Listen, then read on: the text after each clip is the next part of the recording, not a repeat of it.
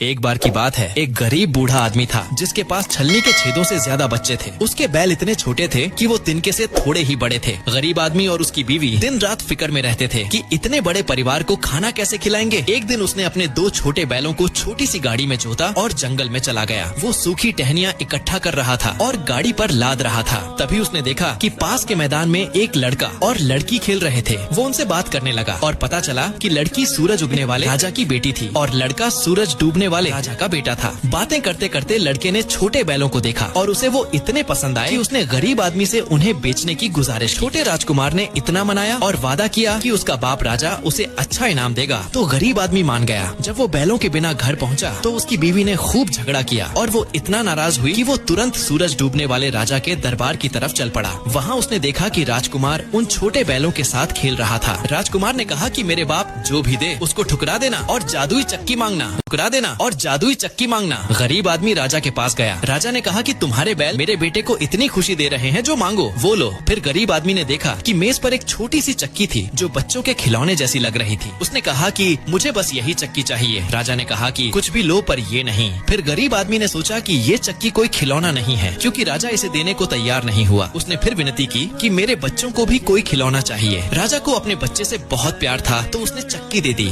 राजकुमार ने कहा कि घर जाकर चक्की को मेज पर रखना और कहना जादुई चक्की मुझे सोना और खाना दे, और जब काफी हो जाए तो कहना जादुई चक्की अब जादू बंद कर दे। गरीब आदमी बहुत खुश हुआ। उसने राजकुमार को धन्यवाद दिया, चक्की को बगल में दबाया और इतनी तेजी से घर की तरफ चला कि उसके पैर जमीन को छूते ही नहीं थे। रास्ते में उसे कुछ बड़ा और काला दिखा, पर वो समझ नहीं पाया कि वो क्या था। वो एक बहुत बड़ी काली टोपी थी जिसके नीचे एक आदमी था। गरीब आदमी ने मजाक में कहा कि भाई ये टोपी तुम्हारे लिए तंग नहीं है। उस टोपी वाले ने कहा कि मजाक करने की बजाय मुझे थोड़ी रोटी दे दे, मैं 3 दिन से भूखा हूँ। गरीब आदमी ने कहा कि मेरे पास भी खाना नहीं है। फिर उसे जादुई चक्की याद आई और उसने कहा जादुई चक्की मुझे अच्छा खाना दे। बस इतना कहते ही इतना खाना आ गया कि 1 हफ्ते तक गांव खा सकता था। फिर उसने कहा जादुई चक्की अब जादू बंद कर दे। दोनों ने खाना खाया और बातें की। फिर टोपी वाले ने कहा कि तुम्हारी चक्की तो जादुई है, पर मेरी टोपी में भी कमाल का जादू है। एक चीज मांगो तो 2 देगी। मैं तुम्हारी चक्की के बदले अपनी टोपी दूंगा। गरीब आदमी ने कहा कि मैं बेवकूफ नहीं हूँ। टोपी वाले ने कहा कि देखो, और उसने कहा आग फिर रुको। गरीब आदमी ने कहा कि हाँ तुम्हारी टोपी अच्छी है, पर ये मुझे भूख से नहीं बचाएगी। टोपी वाले ने बहुत मनाया और आखिरकार गरीब आदमी ने टोपी के बदले चक्की दे दी। जब टोपी वाला गया तो उसने एक छड़ी जमीन पर छोड़ दी। गरीब आदमी उदास हो गया और छड़ी से बोला कि मैं उदास हूँ क्योंकि मैंने अपनी जादुई चक्की खो दी और ये टोपी ले ली।